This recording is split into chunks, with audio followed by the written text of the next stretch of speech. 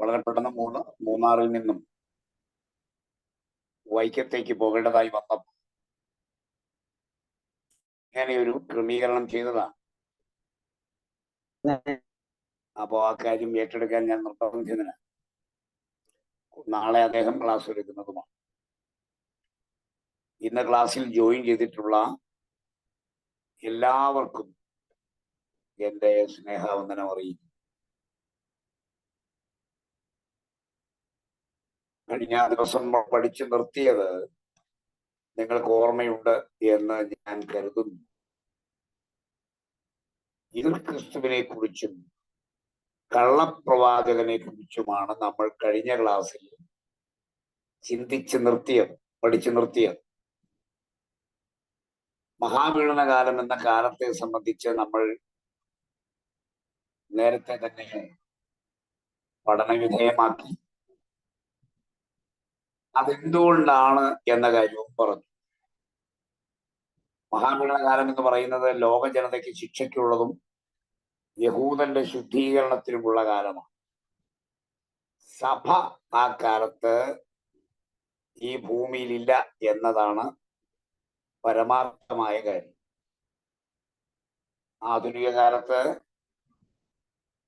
സഭ മഹാപീഡനത്തിലൂടെ കടന്നു പോകും എന്ന് ചിന്തിക്കുന്നവരുടെ എണ്ണം പെരുകി വരികയാണ്. അത്തരത്തിലുള്ള ഒരു ഉപദേശം എങ്ങനെയോ ആളുകളുടെ മനസ്സിൽ വേരി പിടിക്കുകയും സഭയ്ക്ക് ശുദ്ധീകരണത്തിന് വേണ്ടി അത് ആവശ്യമാണെന്ന് ചിന്തിക്കുകയും ചെയ്യുന്നുണ്ട്. എന്നാൽ അവരങ്ങനെ വ്യാഖ്യാനിക്കുന്നതും വാദിക്കുന്നതും കർത്താവിന്റെ ഒലിവുമല പ്രഭാഷണത്തിന്റെ അടിസ്ഥാനത്തിലാണ്. മത്തായി 24, മർക്കോസ് 13, ലൂക്കോസ് 21 എന്നീ അധ്യായങ്ങളിൽ നാം കാണുന്നതാണ് കർത്താവിന്റെ ഒലിവുമല പ്രഭാഷണം. ആ ഒലിവുമല പ്രഭാഷണത്തിൽ കർത്താവ് പറഞ്ഞ കാര്യങ്ങളെ വ്യക്തമായി അനലൈസ് ചെയ്യാതിരുന്നാൽ നമുക്കും തോന്നും ആ സമയത്ത് സഭ ഇത്തരം കഠിനമായ ശോധനയിലൂടെ കടന്നു പോകുമെന്ന്. പക്ഷെ ആ ഒലിവുമല പ്രഭാഷണം സഭയെ ഉദ്ദേശിച്ചുള്ളതല്ല, പ്രധാനമായി യഹൂദനെ ഉദ്ദേശിച്ചുള്ളതാണ് എന്നതാണ് നമ്മൾ തിരിച്ചറിയേണ്ടുന്ന കാര്യം. അതെന്തുകൊണ്ട് എന്ന് ചോദിച്ചാൽ, അവിടെ ഒലിവുമല പ്രഭാഷണത്തിൽ യേശു പറഞ്ഞു, അത് ശബത്ത് നാളിലോ ശീതകാലത്തിലോ സംഭവിപ്പാതിരിപ്പാൻ സൂക്ഷിച്ചുകൊള്ളി. ശബത്തും ശൈത്യവും ലോക ജനതയ്ക്ക് മുഴുവൻ ഒരുപോലെ ബാധിക്കുന്ന കാര്യമല്ല. ശാപത്ത് യഹൂദനുള്ളതാണ്. ശൈത്യകാലം വന്നാൽ അവിടെ ജനങ്ങൾക്ക് പുറത്തിറങ്ങാൻ കഴിയില്ല. അപ്പൊ ഇത് ലോക ജനതയെ മുഴുവൻ ബാധിക്കുന്ന ഒരു വിഷയമല്ലെന്ന് അതിൽ തന്നെ വ്യക്തമാണ്. ആ ഒലിവുമല പ്രഭാഷണവും അതിനോട് ബന്ധപ്പെട്ടും കർത്താവ് പറഞ്ഞ കാര്യങ്ങളൊക്കെ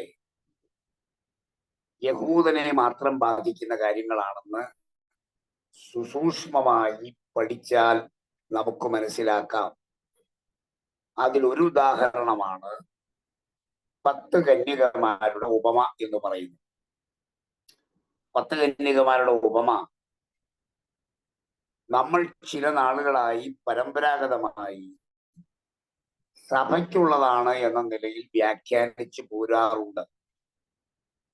എന്നിട്ട് നമ്മൾ ജനങ്ങളോട് പറയുന്നു, നിങ്ങൾ ബുദ്ധിയുള്ള കന്യകമാരെ പോലെ ആകണം, ബുദ്ധിയില്ലാത്ത കന്യകയാകരുത്. വളരെ പ്രസിദ്ധവും പ്രചാരത്തിലുള്ളതുമായ ഒരു പാട്ട് തന്നെയുണ്ട്. എണ്ണയുണ്ടോ നിൻവിളക്കിൽ നീ ഒരുങ്ങിയിട്ടുണ്ടോ. അതെല്ലാം 10 കന്യകമാരുടെ ഉപമ സഭയ്ക്കുള്ളതാണെന്ന ധാരണയിലാണ് കഴിഞ്ഞ കാലങ്ങളിൽ ആളുകൾ അത് ചെയ്തു പോരാറുള്ളത്. 10 കന്യകമാരുടെ ഉപമ സഭയ്ക്കുള്ളതല്ല. കാരണം സഭ മണവാളനെ എതിരേൽക്കാൻ വിളക്കുമായി പുറപ്പെടുന്ന കന്യകമാരല്ല. മണവാളനെ വിവാഹം കഴിക്കാൻ പോകുന്ന മണവാട്ടിയാണ് സഭ.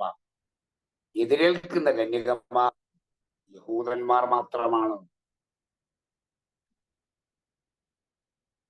അത് നമ്മൾ മനസ്സിലാക്കേണ്ടതുണ്ട്. എതിരേൽക്കുന്ന കന്യകമാർ യഹൂദന്മാരാണ്. അത് 45-ാം സങ്കീർത്തനത്തിലുണ്ട്. അവളുടെ കന്യകമാരായി, രാജ്ഞി വേറെയാ, രാജ്ഞി വേറെ. അവിടെ പറയാണ് അവളുടെ കന്യകമാരായി കൂടെ നടക്കുന്ന തോഴിമാർ. 45-ാം സങ്കീർത്തനോടാണ് 45-ാം സങ്കീർത്തനം. അതിന്റെ 14-ാം വാക്യം, അതിന്റെ 13, 14 വാക്യങ്ങളൊന്ന് വായിച്ചാണ്. അന്തഃപുരത്തിലെ രാജകുമാരി ശോഭാവരൻ പരിപൂർണയാകുന്നു. അവളുടെ വസ്ത്രം പൊൻകസവ് കൊണ്ടുള്ളത്. അവളെ ചിത്രത്തൈലും വസ്ത്രം ധരിപ്പിച്ച് രാജസന്നിധിയിൽ കൊണ്ടുവരും. അവളുടെ തോഴിമാരായി കൂടെ നടക്കുന്ന കന്യകമാരെയും നിന്റെ അടുക്കൽ കൊണ്ടുവരും. സന്തോഷത്തോട് മതി. രാജകുമാരി ശോഭാപരിപൂർണയാണ്. അവളെ ചിത്രത്തൈയിലുള്ള വസ്ത്രം ധരിച്ച് രാജസന്നിധിയിൽ കൊണ്ടുവരും. അടുത്ത വാചകം പറയാണ് അവളുടെ തോഴിമാരായി കൂടെ നടക്കുന്ന കന്യകമാരെയും നിന്റെ അടുക്കൽ കൊണ്ടുവരും. ഇത് ഒരു ജൂയിഷ് മാരേജിന്, യഹൂദ കല്യാണത്തിന് അതിന്റെ പശ്ചാത്തലം എന്താണെന്ന് പഠിച്ചാലേ ഈ കന്യകമാരാരാണ്, മണവാട്ടിയായ രാജ്ഞി ആരാണ് എന്ന് മനസ്സിലാവും. നിന്റെ വലത്ത് ഭാഗത്ത് അവിടെ മണവാളിനോട് പറയുകയാണ്, നിന്റെ വലത്ത് ഭാഗത്ത് രാജ്ഞി ഓഫീർ തങ്കം അണിഞ്ഞു നിൽക്കുന്നു. 9-ാം വാക്യം വായിക്കണമെന്നില്ല, നമുക്കറിയാം. അതല്ല കന്യകമാർ, അവരുടെ തോഴിമാരായി കൂടെ നടക്കുന്ന കന്യകമാരാ. ഈ 10 കന്യകമാരെന്ന് പറയുന്നത് സഭയല്ല. സഭ മണിയറയിൽ പ്രവേശിക്കുന്നത് വിളക്കിൽ എണ്ണയുള്ളത് കൊണ്ടല്ല. സഭ മണിയറയിൽ പ്രവേശിക്കുന്നത് മണവാട്ടിയായതുകൊണ്ടാണ്. മണവാട്ടിക്ക് മണവാളന്റെ മണിയറയിലേക്ക് പ്രവേശിക്കാൻ, അല്ലെങ്കിൽ അകത്ത് പ്രവേശിക്കാൻ എതിരേൽപ്പിനൊരു വിളക്കും ആ വിളക്ക് നിറച്ച എണ്ണയും ആവശ്യമുള്ള കാര്യമല്ല. അത് എതിരേൽപ്പാൻ പുറപ്പെടുന്ന കന്യകമാർക്കാണ് വേണ്ടത്. ആരാണ് മണവാളനെയും മണവാട്ടിയും എതിരേൽക്കുന്നത്? യഹൂദന്മാരാണ്. എവിടേക്ക് വരുമ്പോൾ? മണവാളന്റെ പ്രൊസഷൻ, അതായത് മണവാളന്റെ ആ വലിയ നമ്മുടെ രീതി പറഞ്ഞാൽ പരിവാരങ്ങളുമായിട്ടുള്ള എഴുന്നള്ളത്തിൽ മണവാട്ടിയുടെ വീട്ടിലേക്കുള്ള വരവാണ്. വരുമ്പോഴാണ് 1000 ആണ്ട് വാഴ്ചയുടെ തുടക്കത്തിലെ കാര്യമാണ്. വരുമ്പോ മണവാളനെയും മണവാട്ടിയെയും എതിരേൽക്കുന്ന കന്യകമാരിൽ എന്ന് പറയുന്നത് അന്ന് ജീവിച്ചിരിക്കുന്ന യഹൂദ സമൂഹമാണ്. അവര് മശിഹ എന്ന മണവാളനെയും മണവാട്ടിയായ തിരുസഭയെയും എതിരേൽക്കത്തക്ക നിലയിൽ തയ്യാറെടുപ്പില്ലാത്തവരും തയ്യാറെടുപ്പുള്ളവരും എന്നീ 2 വിഭാഗമുണ്ട്. തയ്യാറെടുപ്പുള്ളവരുടെ ലക്ഷണമാണ് വിളക്കിലെ എണ്ണ. തയ്യാറെടുപ്പില്ലാത്തവരുടെ കുഴപ്പമാണ് എണ്ണ വിളക്കിൽ അവർ കരുതിയില്ല. വിളക്കെടുത്തു പക്ഷെ എണ്ണയില്ല എന്ന് പറഞ്ഞാൽ അത് മൗഢ്യമാണ്, ലോകത്താരും ചെയ്യാത്ത കാര്യമാണ്. ഞാനൊരു മോട്ടോർ സൈക്കിൾ എടുത്തുകൊണ്ട് യാത്രയ്ക്ക് തയ്യാറാകുക. അപ്പൊ ഞാൻ ആദ്യം ചിന്തിക്കുന്ന കാര്യം ഇതിനകത്ത് എണ്ണയുണ്ടോ എന്നുള്ള, പെട്രോൾ ഉണ്ടോ എന്നുള്ള കാര്യമാണ്. അപ്പൊ വിളക്കെടുത്തവർ എന്തുകൊണ്ട് എണ്ണയെ കുറിച്ച് ചിന്തിച്ചില്ല? വിളക്ക് തെളിയിക്കണമെങ്കിൽ എണ്ണ വേണമല്ലോ. അപ്പൊ അവിടെ വിളക്ക് എണ്ണ എന്ന് പറയുന്നത് പരിശുദ്ധാത്മാവിനെ സൂചിപ്പിക്കുന്ന കാര്യമല്ല, ഒരിക്കലുമല്ല. തെളിവ്, എണ്ണ കരുതാഞ്ഞ ഈ 5 കന്യകമാർ വിൽക്കുന്നവരുടെ അടുക്ക പോയി വാങ്ങി നമ്മൾ കാണുന്നത്. അപ്പൊ പരിശുദ്ധാത്മാവിനെ വിൽക്കുന്ന സ്ഥലമുണ്ടോ ഭൂമിയിലുണ്ടെങ്കിലും അവർക്ക് പോയി വാങ്ങിച്ചുകൊണ്ട് വരാൻ? അപ്പൊ അത് പരിശുദ്ധാത്മാവിനെ കാണിക്കുന്നതല്ല. എണ്ണ പരിശുദ്ധാത്മാവിനെ അല്ല കാണിക്കുന്നത്. ഈ പറയുന്ന വിളക്ക് മണവാട്ടിയുടെ കയ്യിരിക്കുന്ന സാധനവുമല്ല. ഇത് ഇസ്രായേലിനെ ബാധിക്കുന്ന കാര്യമാണ്. കല്യാണ സദ്യയിൽ പ്രവേശനം കിട്ടുന്ന യഹൂദന്മാരും കല്യാണ സദ്യയിൽ പ്രവേശനം നിഷേധിക്കപ്പെടുന്ന യഹൂദന്മാരും 1000 ആണ്ട് വാഴ്ചയുണ്ടാകും. കുഞ്ഞാടിന്റെ കല്യാണ സദ്യക്ക് ക്ഷണിക്കപ്പെട്ടവർ ഭാഗ്യവാന്മാർ. അപ്പോ കല്യാണ സദ്യക്ക് അകത്ത് കയറുന്ന യഹൂദന്മാർ ആരാണ്? മശിഹയെ കാത്തിരുന്നവരും മശിഹയുടെ വരവിന് വേണ്ടി ന്യായപ്രമാണത്തെയും പ്രവാചകന്മാരെയും അതുപോലെ തന്നെ സങ്കീർത്തനങ്ങളെയും അടിസ്ഥാനമാക്കി എല്ലാവിധ ഒരുക്കങ്ങളും ചെയ്ത് കാത്തിരിക്കുന്നവർ കല്യാണ സദ്യയിലും പ്രവേശിക്കും. എന്നാൽ മശിഹയെ പ്രതീക്ഷിക്കുകയോ ന്യായപ്രമാണ പ്രകാരമുള്ള തയ്യാറെടുപ്പുകൾ നടത്തുകയോ ചെയ്യാതെ വണ്ണം നിരുത്സാഹപരമായി നിരുത്തരവാദിത്വപരമായി ഇരിക്കുന്ന യഹൂദന്മാർ കല്യാണ സദ്യയിൽ പ്രവേശിക്കാതെ വാതിലടച്ചു കളയും. ഇതാണ് സംഭവം. പക്ഷെ ഇതങ്ങനെ മനസ്സിലാക്കാതെ ഇതെല്ലാം സഭയ്ക്കുള്ളതാണെന്ന് ചിന്തിക്കുമ്പോഴാണ് മുമ്പേ പറഞ്ഞ മഹാപീഡന കാലത്ത് സഭ ഇതിലൂടെ തന്നെ കടന്നു പോകും എന്ന് ചിന്തിക്കുന്നത്. അതുകൊണ്ടാണ് ഞാൻ ആമുഖമായി ഈ കാര്യം അങ്ങ് പറഞ്ഞത്, നമ്മുടെ മനസ്സിലത് പതിയാൻ വേണ്ടിയാണ്. മഹാപീഡനത്തിന്റെ പേരുകൾ നമ്മൾ നേരത്തെ പഠിച്ചു എന്ന് എഴുതിയെന്നാണ് എനിക്ക് തോന്നുന്നത്. ചില റെഫറൻസ് എഴുതാത്തവരുണ്ടെങ്കിൽ നിങ്ങൾക്ക് എഴുതാനുള്ള ചില കാര്യങ്ങൾ പറയാം. ഇതിന്റെ പല പേരുകളുണ്ട്. ഈ എതിർ ക്രിസ്തുവിന്റെ ഭരണത്തിൽ മഹാപീഡനത്തിന് പല പേരുകളുണ്ട്, പല പേരുകൾ. ഒന്നാമത്തെ പേര് മഹോപദ്രവകാലം എന്നാണ്.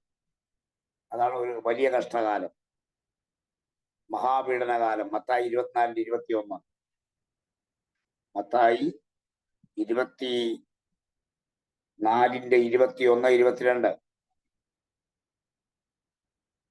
ദാനിയേൽ 12:1, ദാനിയേൽ 12:1. രണ്ടാമത്തേതിന്റെ പേര് യഹോവയുടെ ദിവസം, the day of the Lord. യഹോവയുടെ ദിവസം, അത് നല്ല ദിവസമല്ല. മലാഖി 4:1-5 വരെ ചൂള പോലെ കത്തുന്ന ഒരു ദിവസം വരും എന്ന വാക്യം ഓർമ്മയുണ്ടല്ലോ. ചൂള പോലെ കത്തുന്ന ഒരു ദിവസം വരും, അഹങ്കാരികളും സകല ദുഷ്ടപ്രവൃത്തിക്കാരും താളടിയാകും. വേരും കൊമ്പും വരുവാനുള്ള ദിവസമോ വേരും കൊമ്പും ശേഷിപ്പിക്കാതെ. ഒരു മരത്തിന്റെ ഏറ്റവും പ്രധാനപ്പെട്ടതാണ് വേര്, മണ്ണിനടിയിലുള്ളതാണ്, അദൃശ്യമായതാണ്. കൊമ്പ് ഏറ്റവും മുകളിലാണ്, കാണാൻ പറ്റുന്നത്. വേരും കൊമ്പും ശേഷിപ്പിക്കാതെ ഒരു മരത്തെ നശിപ്പിക്കുന്നത് പോലെ അഹങ്കാരികളെ മുഴുവൻ ദൈവം നശിപ്പിച്ചു കളയുന്ന സമയമാണത്, യഹോവയുടെ ദിവസം. മൂന്നാമത്തെ പേര് യാക്കോബിന്റെ കഷ്ടകാലം. മഹാപീഡനകാലത്തിന്റെ മൂന്നാമത്തെ പേര് യാക്കോബിന്റെ കഷ്ടകാലം. ഇരമ്യാവ് 30:7. ഇരമ്യാവ് 30:7. എന്തുകൊണ്ടാണ് യാക്കോബിന്റെ കഷ്ടകാലം? അത് യഹൂദനെ ബാധിക്കുന്ന കാലമാണ്. അതുകൊണ്ടാണ്. സഭയെ ബാധിക്കുന്നില്ല, യഹൂദനെ ബാധിക്കും. യാക്കോബ് എന്ന് പറഞ്ഞ ഇസ്രായേൽ എന്നാണ് നമുക്കറിയാമല്ലോ. ഇസ്രായേൽ എന്ന് പറഞ്ഞ യാക്കോബ്, ഈ രണ്ട് പേരുകളും തമ്മിൽ ഒരു ജനസമൂഹത്തെയാണ് കാണിക്കുന്നത്. ഉൽപ്പത്തിയിൽ മാത്രമാണ് യാക്കോബ് എന്ന പേര് ഒരു വ്യക്തിയെ കാണിക്കുന്നത്. പിന്നീടെല്ലാം യാക്കോബ്, ഇസ്രായേൽ എന്നത് ഒരു ജനസമൂഹത്തെ കാണിക്കുക. അപ്പോ ഇത് യാക്കോബിന്റെ കഷ്ടകാലമാണ്. അടുത്തത് 4, മഹാകോപ ദിവസം. ഈ സമയത്തിന് പേരാണ് മഹാകോപ ദിവസം. വെളിപ്പാട് 6:12 മുതൽ 17 വരെ. വെളിപ്പാട് 6:12 മുതൽ 17 വരെ. അഞ്ചാമത്തെ പരീക്ഷാകാലം എന്ന പേരുണ്ട്. പരീക്ഷാകാലം മഹാപീഡനകാലത്തിനാണ്. വെളിപ്പാട് 3:10. പരീക്ഷാകാലം വെളിപ്പാട് 3:10.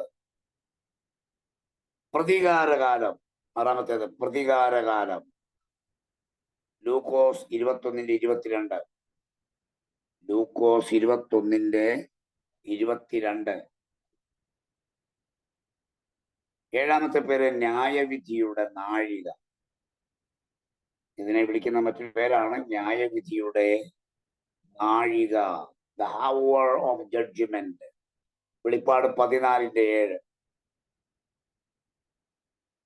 വെളിപ്പാട് 14:7.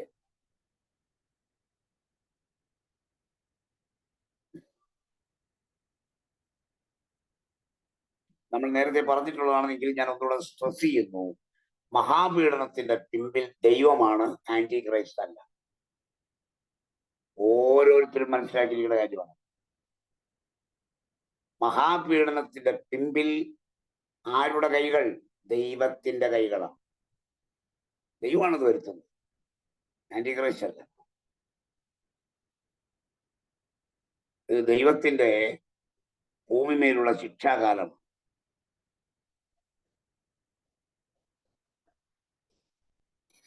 ഈ കാലത്ത് തന്നെയാണ് എതിർ ക്രിസ്തുവും കള്ളപ്രവാചകനും മഹാസർപ്പവും പ്രവർത്തിക്കുന്ന കാലം. അതാണ് അതിന്റെ വ്യത്യാസം എന്ന് പറയുന്നത്. അതിന്റെ നമുക്ക് കൺഫ്യൂഷൻ ഉണ്ടാക്കുന്ന അവിടെയാണ് ആശയക്കുഴപ്പം. ദൈവം പ്രതികാരം നടത്താൻ മാറ്റിവെച്ച ഇതേ സമയത്ത് തന്നെയാണ് മഹാസർപ്പം, അതായത് സാത്താനും മൃഗം അല്ലെങ്കിൽ എതിർ ക്രിസ്തുവും കള്ളപ്രവാചകനും ഒരുപോലെ ചേർന്ന് പ്രവർത്തിക്കുന്നതും ഇതേ കാലഘട്ടം. അതാണ് ഭൂമിക്ക് ഇത്രയും കഷ്ടകാലം. ദൈവത്തിന്റെ കോപത്തിന്റെ സമയമാണ്. മഹാസർപ്പം ഈ ഭൂമിയിലേക്ക് തള്ളപ്പെടുന്ന സമയമാണ്. എതിർ ക്രിസ്തുവിന്റെ ഭരണകാലമാണ്. അവനെ സഹായിക്കുന്ന കള്ളപ്രവാചകന്റെ പ്രവൃത്തികളും വെളിപ്പെടുന്ന സമയമാണ്. അപ്പൊ ഒന്ന് ആലോചിച്ച് നോക്കിയ കാലഘട്ടം. അതുകൊണ്ടാണ് ഇതിനെ അന്ധകാരകാലം എന്ന് വിളിക്കുന്നത്. ക്രൂരതയും അന്ധകാരവുമുള്ള കാലമായി കാണുന്നത്.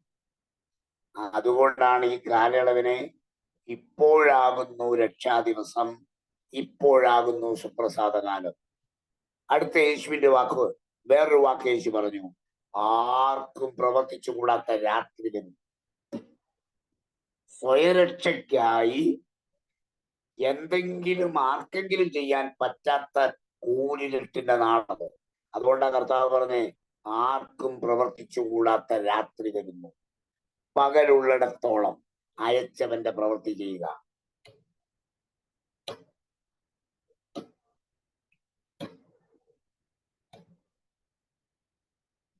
എതിർ ക്രിസ്തുവിന് ബൈബിൾ കൊടുക്കുന്ന പ്രധാനമായ ചില പേരുകളുണ്ട്. അതിനെഴുതിക്കോളൂ, എതിർ ക്രിസ്തുവിന്റെ പേരുകൾ അല്ലെങ്കിൽ വിശേഷണങ്ങൾ എന്നൊരു ഷോർട്ട് ഹെഡിങ് കൊടുക്കുക. എതിർ ക്രിസ്തുവിന്റെ പേരുകൾ.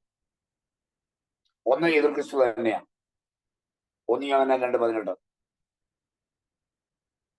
2 യോഹന്നാൻ 7. ഈ രണ്ട് റെഫറൻസും എതിർ ക്രിസ്തു എന്ന വാക്കും. 1 യോഹന്നാൻ 2:18, 2 യോഹന്നാൻ 7. എതിർ ക്രിസ്തു, ആന്റി ക്രൈസ്റ്റ്. രണ്ടാമത്തെ പേര് നാശയോഗ്യൻ. രണ്ടാമത്തെ പേര് നാശയോഗ്യൻ. 2 തെസ്സലോനിക്കർ 2:3. 2 തെസ്സലോനിക്കർ 2:3. നാശയോഗ്യൻ. മൂന്നാമത്തെ പേര് അധർമ്മമൂർത്തി. അധർമ്മമൂർത്തി. 2:3:8. 2 തെസ്സലോനിക്കർ 2:3:8. നാലാമത്തെ പേര് മൃഗം. മൃഗം. വെളിപ്പാട് 13:1. മൃഗം, ദ ബീസ്റ്റ്. വെളിപ്പാട് 13:1. അഞ്ചാമത്തെ പേര് വരുവാനിരിക്കുന്ന പ്രഭു. വരുവാനിരിക്കുന്ന പ്രഭു. ദാനിയേൽ 9:26. ദാനിയേൽ 9:26.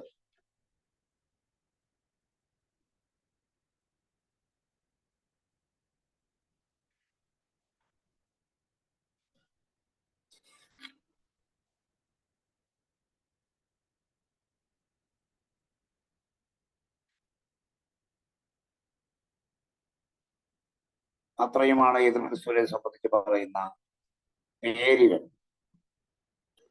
അദ്ദേഹത്തെ സഹായിക്കുന്ന, എതിർ ക്രിസ്തുവിനെ സഹായിക്കുന്നയാളാണ് കള്ളപ്രവാചകൻ, ഫാൾസ് പ്രോഫറ്റ്, കപട പ്രവാചകനാണ്. സാറേ, മൂന്നാമത്തെ പോയിന്റ് സോറി, എന്താണ് മൂന്നാമത്തെ പോയിന്റ്? മൂന്നാമത്തേത് അധർമ്മമൂർത്തി. Okay, thank you sir.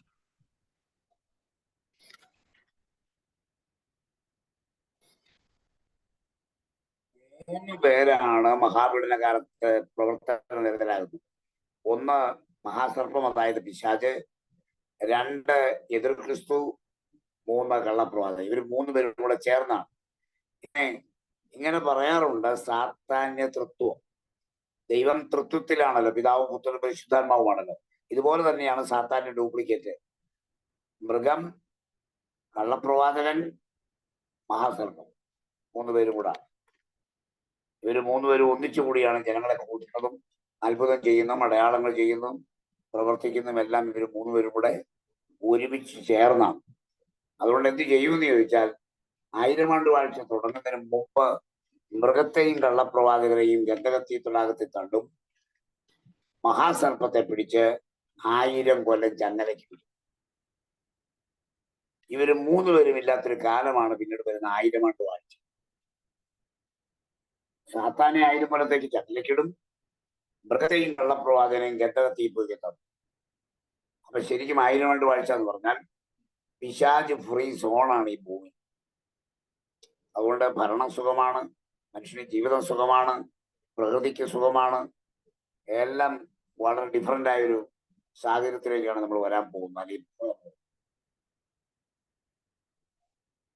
അപ്പൊ കഴിഞ്ഞ ആഴ്ച നമ്മള് ഈ എതിർ ക്രിസ്തുവിനെ സംബന്ധിച്ച് കുറച്ച് കാര്യങ്ങൾ പഠിച്ചു.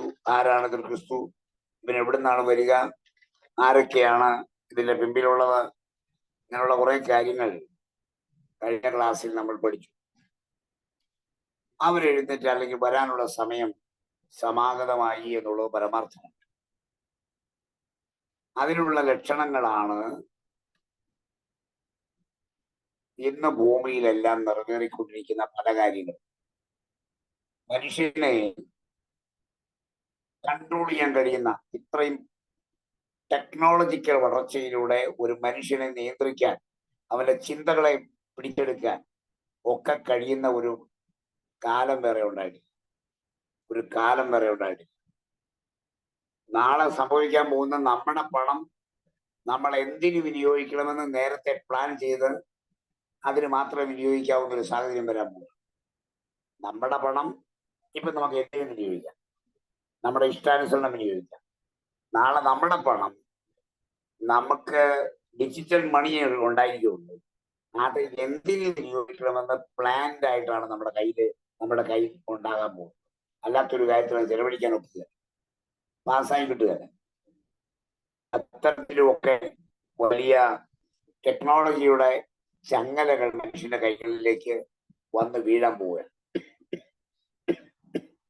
ഒന്നും ചെയ്യാൻ പറ്റില്ല. വിൽക്കണോ വാങ്ങണോ എല്ലാം സെൻട്രലൈസ്ഡ് ആയിട്ട് എല്ലാം നിശ്ചയിക്കുന്ന സാറ്റലൈറ്റുകളും കാര്യങ്ങളും ഒക്കെ വരാൻ പോവാ. നമ്മളറിയാതെ നമ്മുടെ കഴുത്തിലും കയ്യിലും കാലിലും ഒക്കെ കുരുക്ക് വീഴാൻ പോവാ. ജീവിതം സ്വതന്ത്രമായി നയിക്കാൻ നമുക്ക് കഴിയാത്ത സാഹചര്യത്തിലേക്കാണ് ഇതെല്ലാം കൊണ്ടുപോകും, ഇതെല്ലാം വന്നു ചേരാൻ പോകും. അപ്പൊ അത് എന്തൊക്കെയുണ്ടെന്ന് നമ്മൾ വെളിപ്പാട് 6 മുതൽ 19 വരെ വായിച്ചാൽ കാണാം. ഇതെവിടെയൊക്കെ ബാധിക്കും. ആകാശത്തെ ബാധിക്കും, കടലിനെ ബാധിക്കും, കരയെ ബാധിക്കും, ഇതെല്ലാം ബാധിക്കും. ഇതെല്ലാത്തിനെയും ബാധിക്കുന്നതാണ്. ഓക്കെ, അപ്പൊ നമ്മൾ മൃഗത്തെ കുറിച്ചും കള്ളപ്രവാചകനെ കുറിച്ചും ആണ് കഴിഞ്ഞ ക്ലാസ്സിൽ നമ്മൾ മനസ്സിലാക്കിയത്. അടുത്തൊരു ഷോർട്ട് കട്ടിങ് എഴുതിക്കൊള്ളുക, മഹാസർപ്പം എന്നൊരു ഷോർട്ട് കട്ടിങ് എഴുതുക. അതിന്റെ ബ്രാക്കറ്റ് കൊടുക്കുക, ഡ്രാഗൺ എന്ന് കൊടുക്കുക. മഹാസർപ്പം എന്ന് പറഞ്ഞ ഇംഗ്ലീഷിൽ ഡ്രാഗൺ, മഹാസർപ്പം അഥവാ ഡ്രാഗൺ.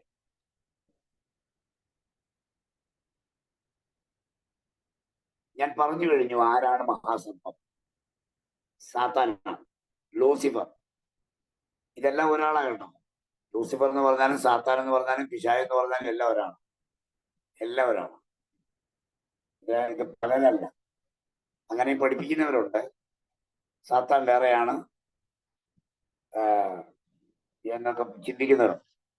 ഇതെല്ലാം ഒരാളാണ്. വായിച്ച വെളിപ്പാട് 20-ാം അധ്യായം 2-ാം വാക്യം വായിക്കാം. ഇതെല്ലാം ഒരാളാണെന്നുള്ളതിന്റെ തെളിവ്.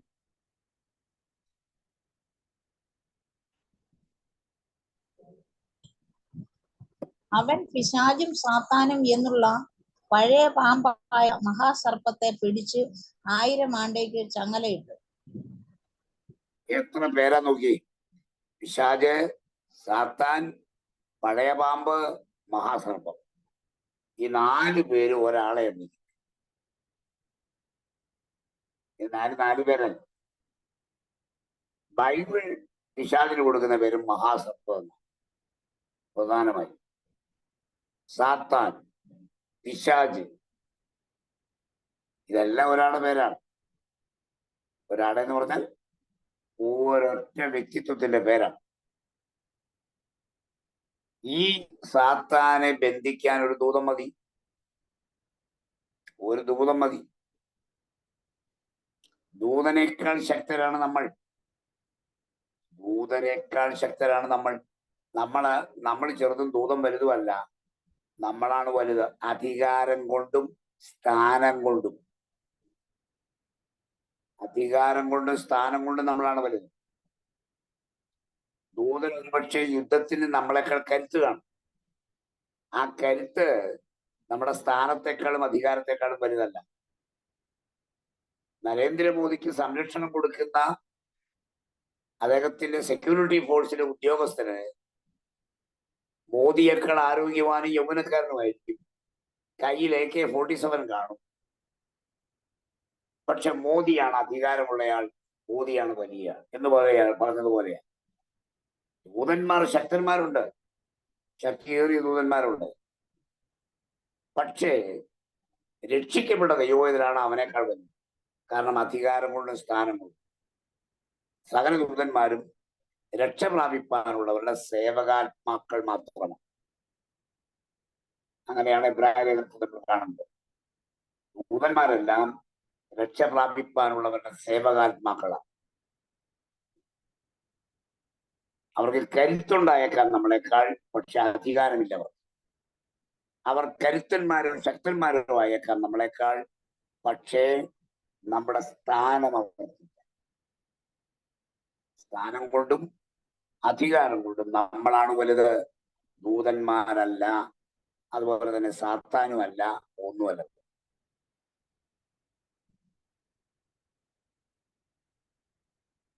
അതുകൊണ്ടാണ് 1000 ആണ്ടേക്ക് ചങ്ങല കിട്ടുന്നത്. ആ 1000 കൊണ്ട് ആണ്ടിലെ പിശാച് പ്രവർത്തിക്കുന്നത്.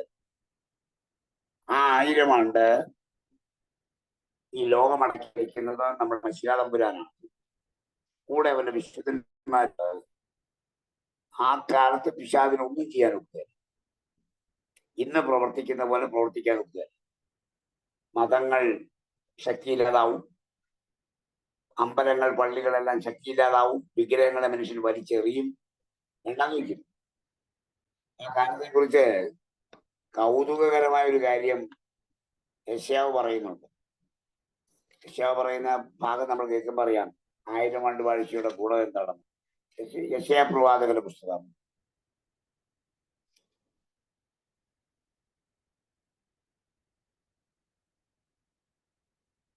ആ കാലത്ത് യുദ്ധങ്ങളില്ലാതാവും. അതോടൊപ്പം തന്നെ നടക്കുന്ന മറ്റൊരു കാര്യം,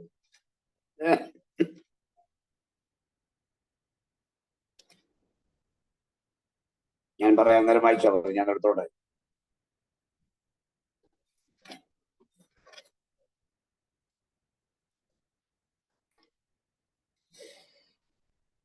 ആദ്യം യെശയ്യാവ് 2:4 വായിച്ചു. യെശയ്യാവ് 2:4. ആദ്യം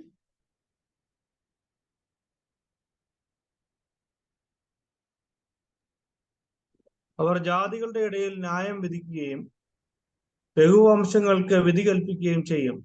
അവർ തങ്ങളുടെ വാളുകൾ കൊഴുക്കളായും കുന്തങ്ങളെ വാക്കത്തികളായും അടിച്ചു തീർക്കും. ജാതി ജാതിക്ക് നേരെ യുദ്ധായുധങ്ങൾ മുഴുവൻ കൃഷിയായുധങ്ങളായി മാറും. 1000 ആണ്ട് വാഴ്ച. ഇനി അതിന്റെ 2-ാം അധ്യായത്തിന്റെ 21 22 വാക്യങ്ങൾ വായിച്ചു. തങ്ങൾ നമസ്കരിക്കുവാൻ വെള്ളി കൊണ്ടും പൊന്നുകൊണ്ടും ഉണ്ടാക്കിയ മിഥ്യാമൂർത്തികളെ മനുഷ്യർ ആ നാളിൽ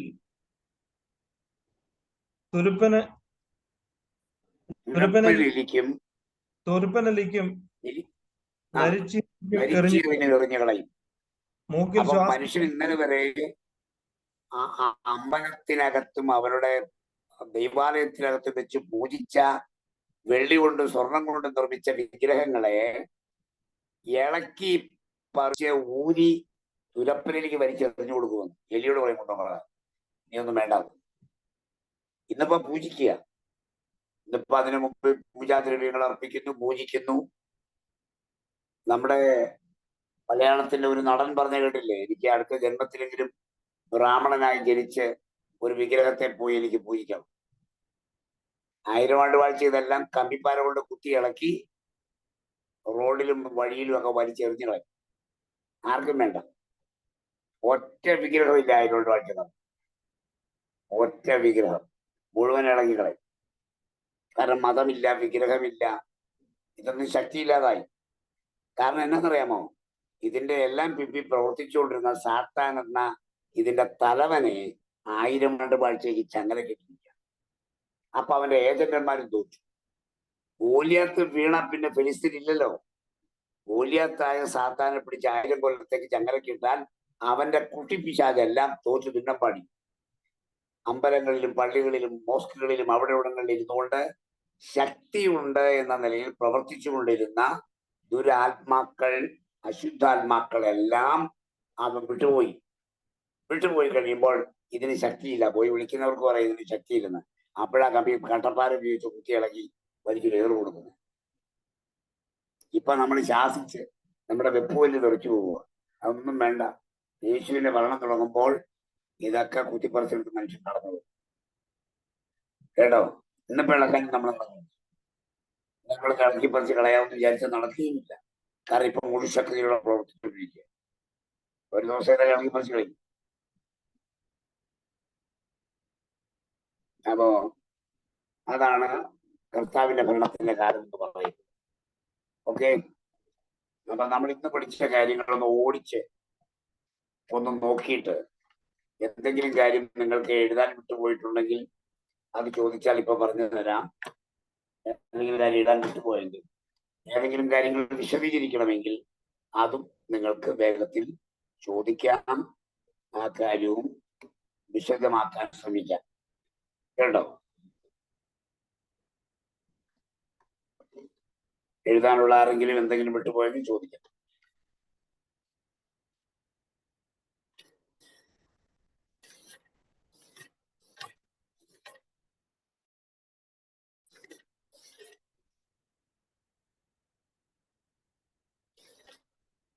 ഇല്ല, ഒന്നുമില്ല, എല്ലാം എഴുതി.